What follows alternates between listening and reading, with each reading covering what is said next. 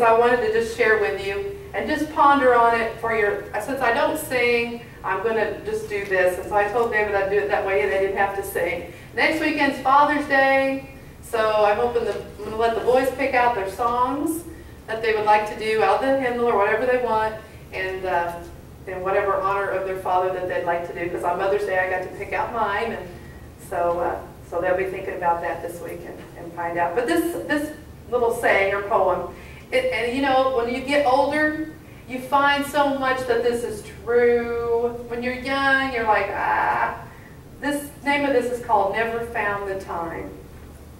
It says, I knelt to pray, but not for long. I had too much to do. I had to hurry and get to work, for bills would soon be due. So I knelt and said a hurried prayer and jumped off my knees. My Christian duty was now done. My soul could rest at ease. All day long I had no time to spread a word of cheer, no time to speak of Christ to friends. They'd laugh at me, I'd fear. No time, too much to do. That was my constant cry, no time to give to souls in need, but alas, the time to die. I went before the Lord, I came, I stood with downcast eyes, for in his hands God held a book. It was the book of life. God looked into his book and said, your name I cannot find. I was going to write it down, but never found the time. And I thought, ooh, it got me, because I was like, what do we make time for? The things we want to do. We need to be talking about souls. But he didn't have time for us. The next one's called, and this is a cute one, Heaven's Grocery Store. I was walking down life's highway a long time ago. One day I saw a sign that read, Heaven's Grocery Store. As I got a little closer to the door, it came wide open, and when I came to myself, I was standing inside. I saw a host of angels. They were standing everywhere. One handed me a blanket and said, my child, shop with care. Everything a Christian needs is in that grocery store, and all you can't carry, come back the next day for more. First, I picked out some patience. Love was in the same row. Further down was understanding, needed everywhere you go. I got a box or two of wisdom, a bag or two of faith. I just couldn't miss the Holy Ghost. It was all over the place. I stopped to get some strength and courage to help me run this race, but then my blanket was getting full, and I remembered I needed grace. I didn't forget salvation, which like the others were free. So I tried to get enough of that to save both you and me. Then I started to the counter to pay my grocery bill, for I thought I had everything to do my master's will. As I went up the aisle, I saw prayer, and I had to put that in there too. For I knew when I stepped outside, I would run right into sin. Peace and joy were plentiful, they were on the last shelf. Song and praises were hanging near, so I helped myself. Then I said to the angel, how much do I owe? The angel smiled and said, just take them everywhere you go. Again I politely asked, how much do I really owe? The angel smiled again and said, my child, Jesus paid your bill a long time ago. I thought that was a good story. Heaven's Grocery Store. Are we shopping in Heaven's Grocery Store today? Sometimes we do, sometimes we don't. That's what we need to remember. So I wanted to bring those two to you this morning. They kind of touched me, and I thought they might touch you all too. You know, I like that. I picked that song, It Is Mine, because I've always liked that song.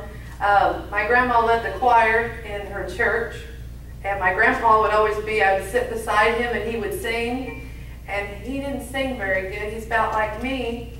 But you know, I think about that when I'm listening to people, when we're singing. I still hear his voice. I know she can sing pretty, but I hear his voice. And you know, there's different people have different works that they're good at. He's different than she is, and everybody has their own thing, and not all of us are blessed with a beautiful voice, but we do the best we can. And you know, I thought about my grandpa today and how he sang, and he did the best he could. He's doing the best he could, and he made a joyful noise unto the Lord. So today in our devotional is called Heart Smart. So today it says, incline not my heart to any evil thing, to practice wicked works with men that work iniquity, and let me not eat of their dainties. Psalms 141:4. Everything nowadays is health conscious.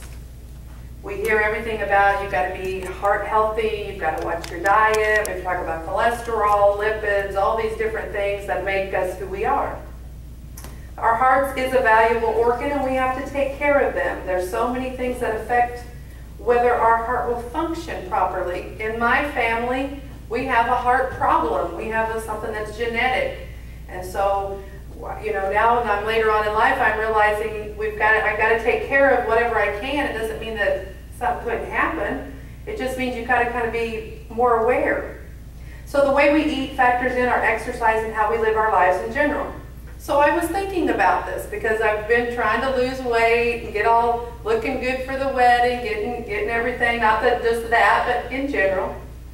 But I wonder how smart we are with our hearts, with our Christian living. We know we should take care of our hearts, but do we consciously do it? You know, I knew for many years I was a large lady. I didn't care. This is what you got. If you didn't like it, don't look. So is that kind of what we're doing with our hearts and our Christian lives? The Bible gives us some things that we can do to improve our functioning of our heart. So here's tips to be heart smart. You know the show, I was watching this yesterday, Dr. Oz and all these different shows have all kinds of things that you can take, herbs, vitamins, supplements to make your body react differently than the normal way it's supposed to, get rid of fat and all these different things. And I was thinking, I wonder if there was a Christian show that actually showed how to do your Christian life better. Do we have tips for that? Do we go to the herb store or the vitamin store and grab this and grab that, you know? I wish there was something like that, but I bet you go over good. So we're going to discuss 6 different things. The first one is believe with your heart. I talked about that last Sunday where I had a dream, and what came out of it was that we need to just believe. And it says to begin with what we need to have a personal relationship with Christ in order to have our heart pumping correctly. We have to see our need of salvation. In our lives, when you have a relationship with someone, whether it's your friend or your fiance or your husband or your kids, when I have a relationship with someone, I'm going to talk with them. We're going to have time together. We may talk on the phone. Well, nowadays they do the text and Twitter and Facebook and all this. But back in my day, we didn't have all that.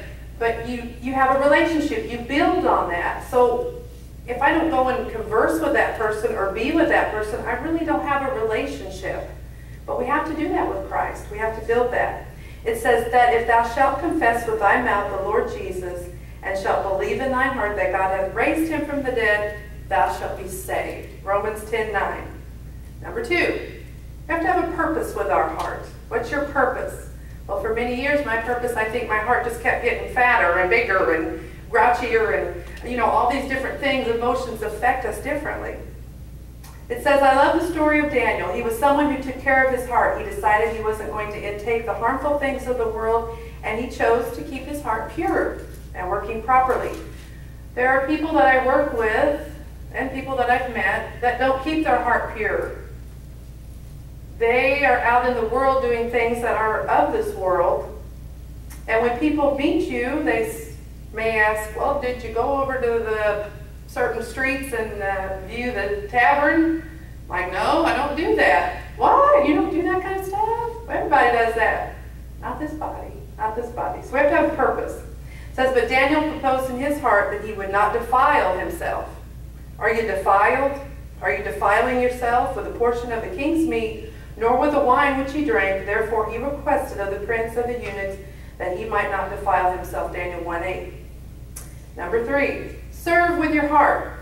There's always a saying. I remember when we were kind of on David's brother was on the preaching circuit, sort of. We would go around to different places. And there are different things, and I always thought, well, I want to be the person up front. I want to do that job. And they informed me, well, helps is a big work. Sometimes you're just a help, but that's part of building that foundation. Serving Christ is one of the best exercises for our heart. I now have to exercise almost every day. Do I like it?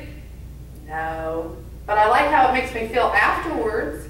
But just the mental process of going through that every day. Should I? Shouldn't I? You know, we in our minds, we're just like, should I do this? Should I do that? I mean, I've built up years of not doing things. So we have to work on that. It's like doing a cardiovascular workout. And I've seen my sons, and they're fit and trim, and they do their workouts. And I'm like, oh, I wish I could be like them. They look like they're having a good time.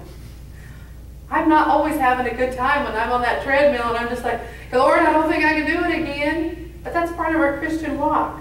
Even Joshua was still doing this exercise when he went up well into the years. Well, David's almost, I won't tell how old, and he's still going after it. I see him out there doing what he can do, still worried about his relationship with his body as well as his soul. It says in Joshua 23:2 that he told the people, I'm old and stricken in age. When you get, it's a lot different being 25 and being 45. And yet later in the passage he makes a commitment before the people of Israel that he was going to serve God. Even at his age, he was exercising by serving God. And if it seem evil unto you to serve the Lord, choose you this day whom you'll serve, whether the gods which of your fathers served that were on the other side of the flood, of the gods of the Amorites in whose land you dwell. But as for me and my house, we will serve the Lord. Joshua 24:15. Next thing, what I talked about earlier. Number 4, sing with your heart. That's all I've got. You know, so I wasn't blessed with a beautiful voice, but we're doing the best we can. What a lift to our heart can singing. You know, when we're in the car and we're listening to whatever we're listening to, and I know that people are driving by probably thinking, who's she talking to? I'm probably singing something. I'm singing something. Or maybe I'm talking to myself. Who knows? When we are joyful and rejoicing in the Lord in our hearts, it's like giving our hearts a healthy dose of grain. The big thing now with dieting is you need whole grains. You need fiber. Fiber fills you up so you're not looking around for that candy bar or whatever it is. We need something to fill ourselves up as Christians. Not the bad stuff. We need the good stuff. Speaking to yourselves in psalms and hymns and spiritual songs, singing and making melody in your heart to the Lord, Ephesians 5:19.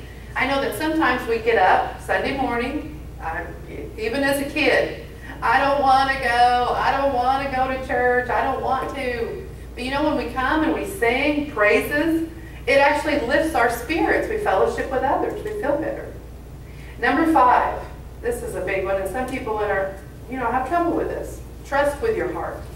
Have we lost our trust?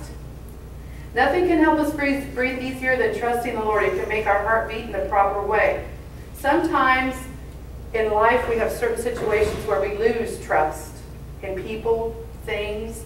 People have hurt us. Individuals have done us wrong, and we just don't want to have trust in those things. But it says, trust in the Lord with all thine heart and not lean into thine own understanding.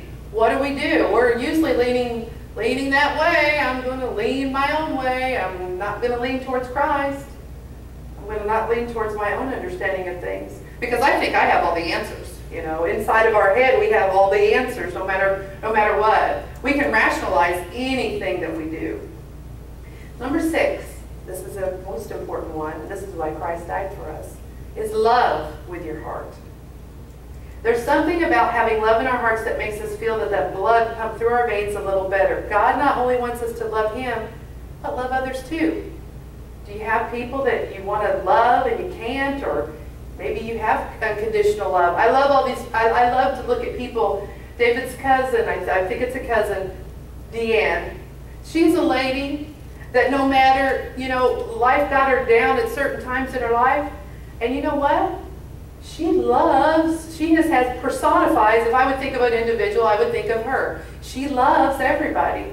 Come on over here, let me give you a hug. Those people are radiating love of Christ. I always wanted to be more like that. But we're all still a work in progress.